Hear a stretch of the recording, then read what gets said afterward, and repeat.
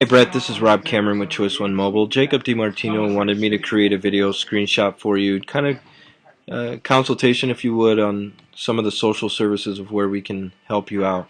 I do have a background in researching these things on a daily basis for the last 3 years, so I kind of know what I'm looking for when I look at a website or a social site to help them. Number one, I think you guys got a great website. You're doing a lot of great things. And then I noticed that you have up here call for appointment, and then you have your Facebook share module, and for all your Twitter, your LinkedIn. In my opinion, as I had to scroll down to find the actual Facebook link to your page, um, that icon probably should be moved more to the top, and then maybe moving these share modules down towards the bottom, because the attention span on people looking at a website is roughly 15 to 20 seconds. So if they're not seeing what they're looking for, their bounce rate is to leave the page quickly. They may not scroll down far enough to actually see that you have a Facebook icon link here. So I pulled up your Facebook page, and I noticed you don't have any cover art, and you're using some of the tools Facebook gives you, like using your appointment book, your review app, which is good. You have 102 likes. I don't know how long you had those sitting in there. I don't know how long this Facebook page has been up, unless I go back to your joined Facebook and I can find that out. What's important to look at is the fact that out of your 102 likes, there's one person talking about you guys. And there's 38 people that had checked in or had been there. This number is extremely important to your marketing. And the reason being is because Facebook monitors what gets posted inside your fans' news feeds. So out of the 102 fans you have, in order for them to see a post you did 2 hours ago, let's say talking about being elected president of the Central Arizona Dental Society, congratulations by the way, these type of posts aren't even going to be seen in the news feeds of a lot of the fans that you do have unless people are liking and sharing the content. This probably will get seen a lot because this is an accomplishment. This is something somebody will want to thank you for, and this is something somebody might share with a friend or family just to let them know what's going on and things like that. So that's how things spread virally. The goal is to increase your fan base locally and abroad, and also increase your conversation rate with that 102 likes.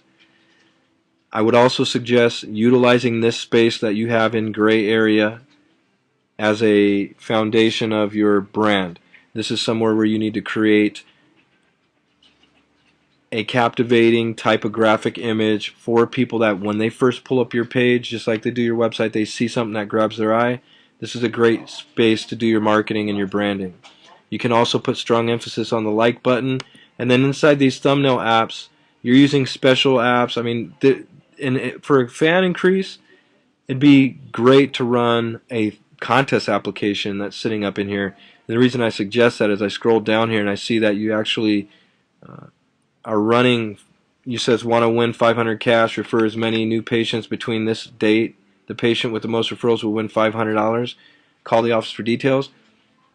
This right here can be made into a thumbnail app and a full-blown page where people, and you can run it on the date you want to run it. You can run it however you want to run it, a referral contest, and the contest application will actually run and monitor and do all that for you. So there's really nothing on your end other than following up on the leads. The application will actually pick the winner for you as well. So that's something I think would be a good thing to run up in this area with your thumbnail app, and constantly engaging. Now you have a post from 2 hours ago, and the post before that was November 1st, 2012. So for me, what this is called is a dead fan page. The reason there's only one person talking about this, and it'll actually start going up for the fact that you posted 2 hours ago and you got some conversation going on, this will never change. What has to change is if you're planning on hanging out with the largest network in the world, which is Facebook, with over 1 billion members.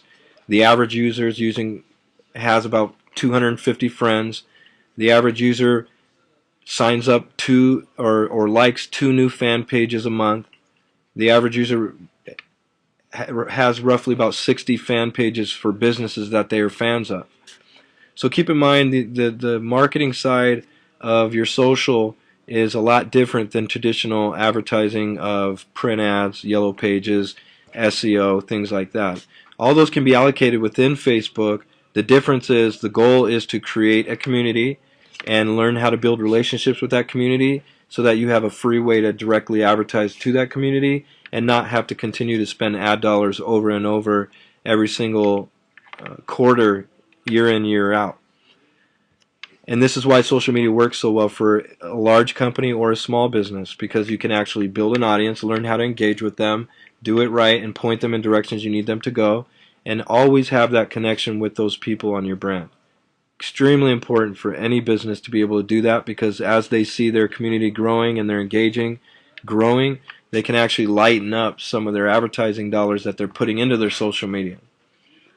So that's kind of the whole concept for a Facebook page. And even going into your history of your timeline. I mean, you joined Facebook December 31st, 2009. You know, you're roughly 3-4 years deep into this, and there should be a lot more going on. And we can help you with that. So I want to kind of show you a quick example of what we do on our Facebook page so you can understand what we do with the thumbnail apps. We offer a get free ebook to anybody that wants to learn how to process and engage and do some local things for their social pages, and also an opt-in form to capture the lead. They have to fill out the form to get the book, but they also have to like us before they can even get something free. So you always want to give people a reason to like you, give them something of value, and then strongly focus on engaging your audience. That involves creating the right posting. Don't always be posting about just dental work or pictures of dental information, because this is not an informational page. It's more geared towards engaging in the audience of the people out there that would become fans of your business. And then once you've done that, then you can always give them the information they need or the direction they need to come to your office when they need it or when they want to use your services. So those things are extremely important. And that's just about it. I mean, it's on the Facebook side. You can also run your Twitter feed in here, your Google+. You can actually run your Twitter feed from an application that will have a live feed coming into there. So what we would do is actually take over that entire page and utilize your content and information you give to us to optimize it. Also, within your About page, this is an area for SEO-friendly content. If you're not filling this space with tons of content, it's not helping your ranking in Google for people searching for a dentist in your area. So that's another area that you could clean up, and we can definitely change for you. And on the review side, if you ever need any help with your reputation management, since you are linking it to your Facebook page, we can help you out with that as well. I see back in August of last year, someone gave you 1 star and wrote something not very great there, but you only have 5 reviews, and that's 1 out of 4. That's pretty good. I'm sure your client database is a lot deeper than what you have here. My suggestion: send out a mass email to your existing database, let them know, or offer them something to write a review on your services, or maybe write something good about you. You get that information to us, we'll go plug it into your Yelp account so that we can push this negative chatter down and continue to have positive reviews flowing within your Yelp reviews. Because this, to me, can be the difference of somebody choosing to use you or not. If they're shopping for a quick, easy price, which maybe that's not going to be a fit for you, but we can at least push this negative chatter down to where anybody coming in doesn't really have to see it. So that's about it. I hope this was informative to you. I hope it wasn't too much for you to take in.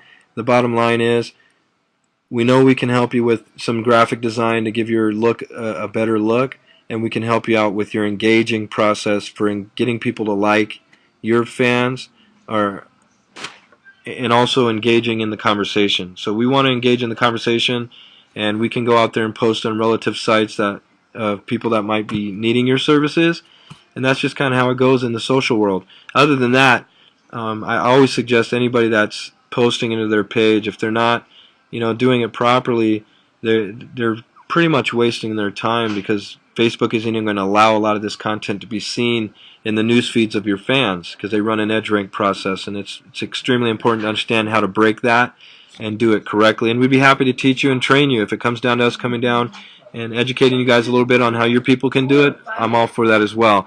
But again, I don't handle that part of this business. This is something that you and Jake will be discussing. I do appreciate your time. I hope you have a great day, and hope to do business with you soon. Thank you.